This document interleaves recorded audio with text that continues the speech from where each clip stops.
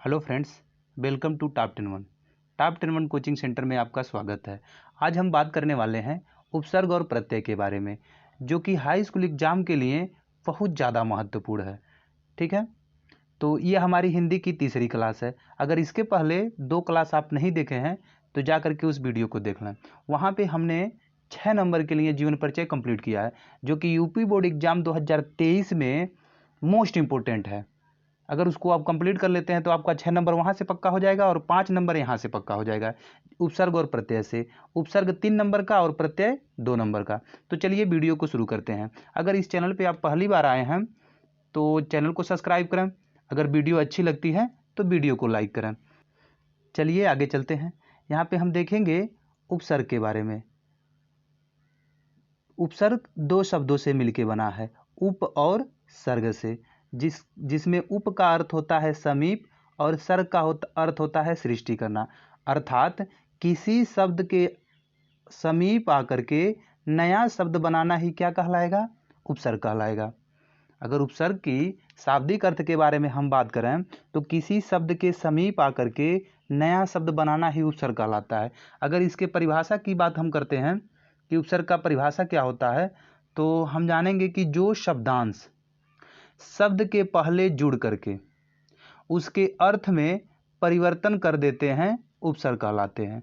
अर्थात जो शब्द या शब्दांश शब्द के पहले जुड़ करके उसके अर्थ में परिवर्तन कर दें उपसर्ग कहलाते हैं।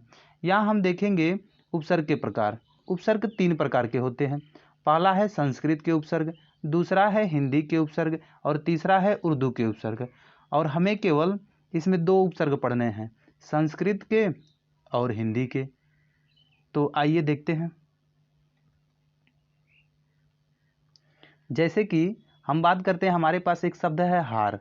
हार का मतलब होता है पराजित, और हार में यदि हम प्र उपसर्ग जोड़ दें तो हो जाएगा प्रहार, और प्रहार का अर्थ हो जाएगा चोट करना। तो देखिए, ये प्र उपसर्ग लगने से इसके अर्थ में क्या हो गया है? परिवर्तन हो गया है। तो हम कह सकते हैं कि उपसर्ग वे शब्दांश होते हैं जो शब्द के पहले लग करके उसके अर्थ में परिवर्तन कर देते हैं।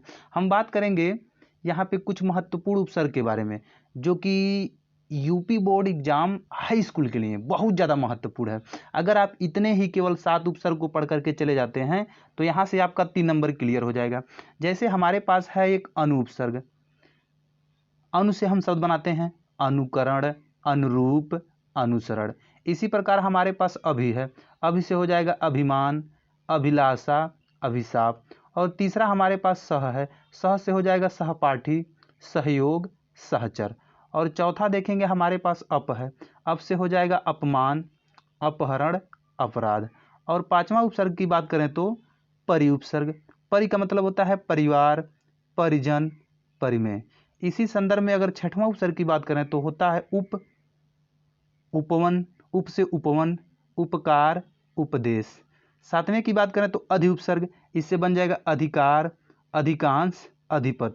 इसके अलावा आप और भी बना सकते हैं। ठीक है, चलिए आगे चलते हैं। यहाँ पे देखेंगे हम प्रत्यय। प्रत्यय भी 2 शब्दों से मिलके बना है, प्रत्यय प्लस अय। प्रत्यय का अर्थ होता है साथ में पर बाद में। अय का अर्थ होता है चलने वाला, अर्थात पीछे चलने वाला, बाद में चलने वाला। पीछे चलने वाला ही क्या कहलाएगा? प्रत्यय कहलाएगा। अगर इसकी परिभाषा की हम बात करते हैं तो प्रत्यय का परिभाषा होता है कि जो शब्दांश शब्द के अंत में जुड़ करके, उपसर्ग पहले जुड़ता है और प्रत्यय क्या जुड़ता है? बाद में जुड़ता है, और अर्थ में विशेषता या परिवर्तन ला देते हैं तो प्रत्यय कहलाते हैं। अब यहाँ बच्चों को कन्फ्यूजन होने वाली बात यह होती है, कभी कभी वो कन्फ्यूज हो जाते हैं कि सर उपसर्ग पहले जोड़ते हैं कि प्रत्यय पहले जोड़ते हैं। तो एक बात याद रखें, देखें, प्रत्यय प्र से प्रत्यय, प से पीछे, प से प्रत्यय, प से पीछे। मतलब जो प्रत्यय होते हैं शब्द के पीछे लगते हैं, और जब ये पीछे लगेगा तो उपसर्ग जाहिर सी बात है शुरू में लगेगा। ठीक, तो अब हम बात करते हैं उपसर्ग के प्रत्यय के प्रकार के बारे में। प्रत्यय 2 प्रकार के होते हैं, कृत प्रत्यय और तद्धित प्रत्यय। देख लेते हैं कृत प्रत्यय क्या होता है। कहता है कृत प्रत्यय कि जो शब्दांश धातु या क्रियापद के अंत में जोड़े जाते हैं कृत्य प्रत्यय कहलाते हैं। जैसे लेख में यदि अक जोड़ दें, ये अक है, लेख में क्या जोड़ दें, अक जोड़ दें, तो हमारे पास क्या हो जाएगा, लेखक हो जाएगा।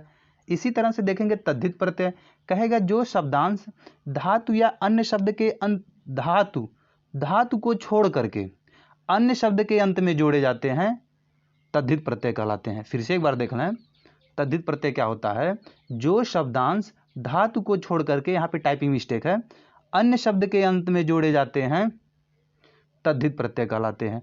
और यहाँ पे हम कुछ महत्वपूर्ण प्रत्यय के बात करेंगे, जो कि हाई स्कूल एग्जाम के लिए बहुत ज़्यादा महत्वपूर्ण है। केवल इसी को पढ़ के चले जाना, 2 नंबर फिक्स है यहाँ से, 3 नंबर उपसर्ग से, 2 नंबर प्रत्यय से, 5 नंबर आपका क्लियर है।